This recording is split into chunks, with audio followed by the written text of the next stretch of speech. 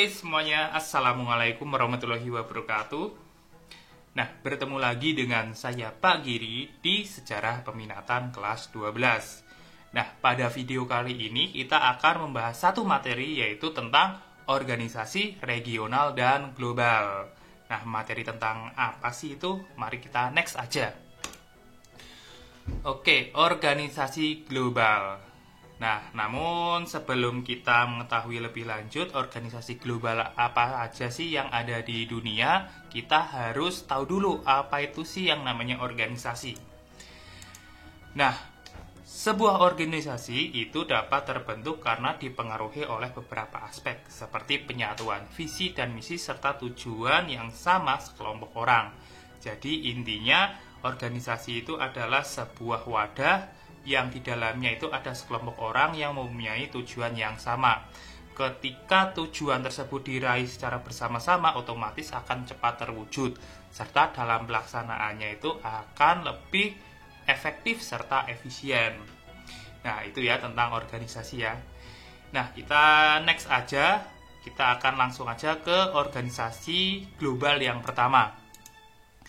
Nah, organisasi global yang pertama itu ada Pakta Warsawa. Nah, kalian sudah dengar mungkin di materi sebelumnya tentang Perang Dingin. Tapi di sini kita akan kupas lebih lanjut seperti itu ya tentang Pakta Warsawa. Nah, Pakta Warsawa itu adalah aliansi militer negara-negara di Blok Timur atau Uni Soviet ya. Nah, ini dirancang oleh Nikita Khrushchev, yaitu Perdana Menteri Uni Soviet itu sendiri pada tahun 1955.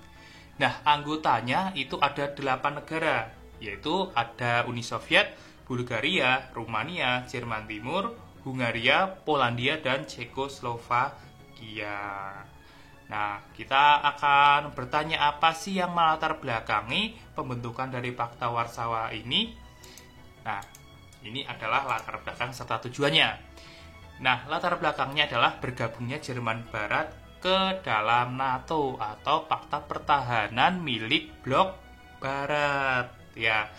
Nah, seperti yang kita ketahui pada masa Perang Dingin itu kan terjadi permusuhan antara Blok Barat yang dipimpin oleh Amerika dan juga Blok Timur yang dipimpin oleh Uni Soviet. Dan juga di sini latar belakangnya karena keinginan Uni Soviet untuk mempertahankan kendali atas kekuatan-kekuatan militer di Eropa Tengah dan Eropa Timur. Nah, serta tujuannya sendiri adalah mengorganisasikan diri terhadap potensi ancaman dari aliansi Blok Barat, yaitu NATO tadi ya, yang sudah dibentuk terlebih dahulu. Jadi Pakta Warsawa ini dibentuk untuk mengantisipasi serangan-serangan yang dilakukan oleh NATO. Jadi otomatis Pakta Warsawa adalah wujud dari ketakutan Uni Soviet terhadap Blok Barat. Nah, terutama dalam bidang militer. Nah, eksistensi dari Pakta Warsawa ini secara ideologis mengatakan bahwa Uni Soviet itu merebut hak untuk mendefinisikan sosialisme dan komunisme dan bertindak sebagai pemimpin gerakan sosialis global.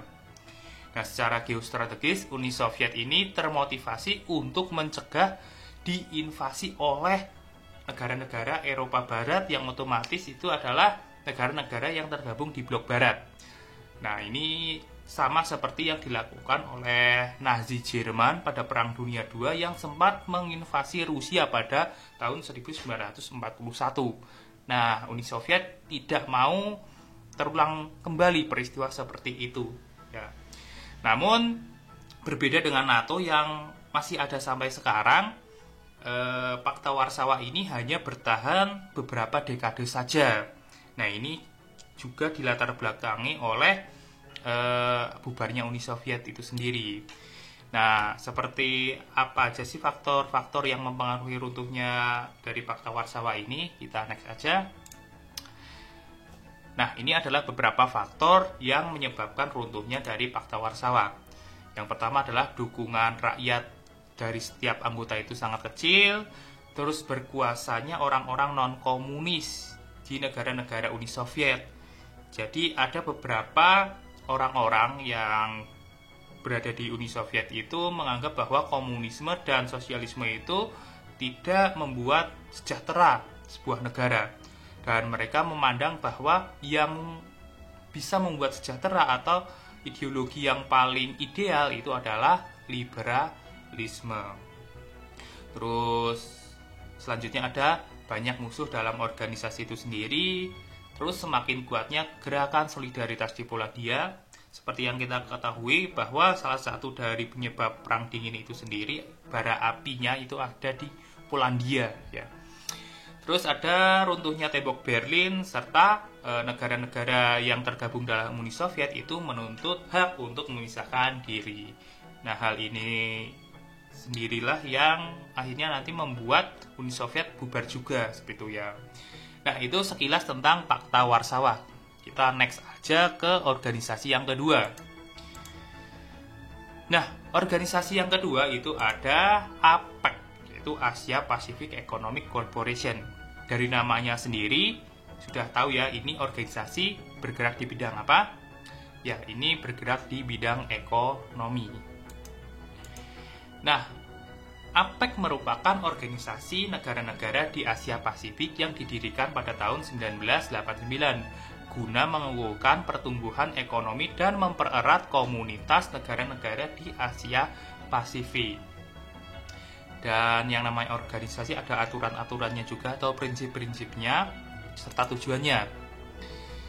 Nah, namun sebelum itu kita akan bahas dulu anggota dari APEC itu sendiri, yaitu ada Australia, Brunei, Kanada, Chile, Tiongkok, Hong Kong, Indonesia, Jepang, Korea Selatan, Malaysia, Meksiko, Selandia Baru, Filipina, Peru, Papua Nugini, Rusia, Singapura, Taiwan, Thailand, Amerika Serikat, Vietnam, dan Mongolia.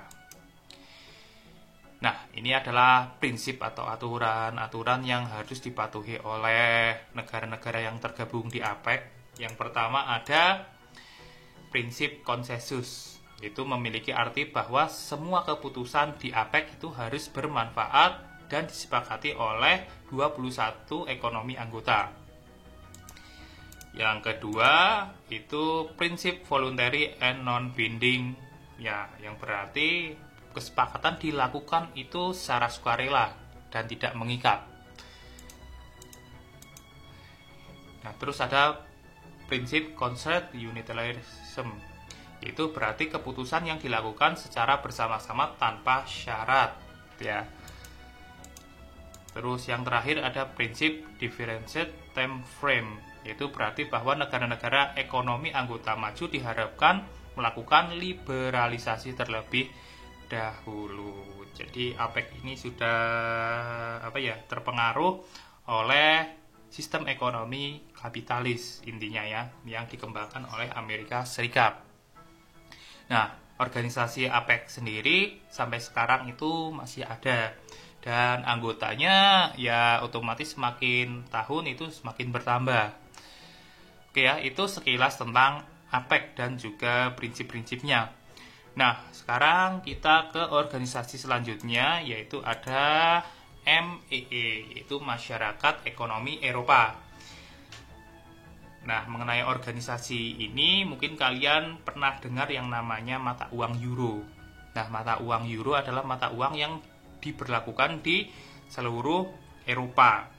Nah, pemberlakuan mata uang euro itu sendiri salah satu dari kebijakan ya ini organisasi Masyarakat Ekonomi Eropa itu sendiri. Nah, untuk mengetahui lebih lanjut kita next saja tentang MEE. Nah, MEE itu sendiri dibentuk pada 1 Juni 1955. Belum dibentuk ya, pada ini baru pembahasan. Nah, di 1 Juni 1955 itu ada pertemuan di Messina, Italia, yang menunjuk Paul Henri Spaak, yaitu Menteri Luar Negeri Belgia, sebagai ketua komite yang harus menyusun laporan tentang kemungkinan kerjasama ke semua bidang ekonomi. Nah, laporan komite Spaak ini berisi 2 rancangan yang mengintegrasikan Eropa, yaitu pertama ada membentuk European Economic Community atau Masyarakat Ekonomi Eropa. Terus yang kedua membentuk European Atomic Energy atau Badan Tenaga Atom Eropa. Nah, di 1 Juni ini baru rancangan ya, tadi maksud saya ya. Nah, Terus rancangan SPAC itu akhirnya disetujui pada tanggal 25 Maret 1957 di Roma. Dan kedua perjanjian itu mulai diberlakukan pada 1 Januari 1958. Nah, pertemuan di Roma menghasilkan Traktat Roma yang meresmikan pendirian MEE. Nah, pembentukan MEE itu dilatar belakangi oleh keberhasilan European Coal and Steel Community yang mendorong negara-negara seperti Belgia, Prancis, Italia, Luxembourg, Belanda, dan Jerman Barat membentuk pasar bersama yang mencakup sektor ekonomi. Nah, dengan demikian ada 3 organisasi ekonomi di Eropa, yaitu ada ICSC, ada EEC, dan juga EIC. Ya. Nah, ini tujuan dari MEE itu sendiri, yaitu meningkatkan kerjasama ekonomi, memperbaiki taraf hidup, memperluas lapangan kerja, terus menghapuskan bea masuk. Nah, ini yang paling penting bagi negara-negara Eropa ya, terutama mengenai perdagangan, dan pembatasan ekspor-impor antar negara-negara anggota. Terus memberikan bantuan dana kepada negara-negara yang masih rendah pendapatan ekonominya. Nah, ini seperti yang dialami oleh negara-negara di Eropa yang baru berkembang. Ketika mereka masuk ke MEE, mereka akan dibantu secara ekonominya. Terus yang keempat, meningkatkan tarif yang tinggi dan membatasi secara ketat barang-barang yang masuk yang bukan dari negara-negara anggota. Misalkan negara-negara Asia itu barang-barang yang masuk otomatis diawasinya itu lebih ketat dan biaya-biaya cukainya itu bisa lebih tinggi. Terus yang kelima, MEE itu membentuk pasar bersama, yaitu memudahkan keseragaman tarif, kebebasan bergerak dalam hal buruh, barang, serta modal. Nah, ini akhirnya yang membuat negara-negara Eropa yang tergabung dalam MEE ini akhirnya menjadi negara yang maju secara ekonominya. Kalau nggak salah di ASEAN juga akan dibentuk, yaitu Masyarakat Ekonomi ASEAN. Ini meniru konsep dari MEE itu sendiri. Nah, terus akhirnya MEE itu bergabung dengan ICSG dan juga Euratom. Dan ini diberlakukan melalui perjanjian Merger Treaty yang ditandatangani di Brussels pada tanggal 8 April 1965. Hal ini juga yang akhirnya membuat MEE ini semakin kuat, karena negara-negara seperti Jerman Barat kayak gitu yang tergabung di ICSG itu akhirnya kan bergabung. Oke, itu adalah negara-negara atau organisasi-organisasi global yang ada di dunia. Nah, ini baru part 1 ya. Nanti ada part 2-nya. Nah, sebelum saya akhiri video ini, seperti biasa ada pertanyaan untuk kalian. Nah, pertanyaannya adalah apa yang menjadi latar belakang dibentuknya MEE? Nah, seperti biasa, jawab pertanyaan itu di presensi. Dan sekian untuk video kali ini. Saya ucapkan wassalamualaikum warahmatullahi wabarakatuh.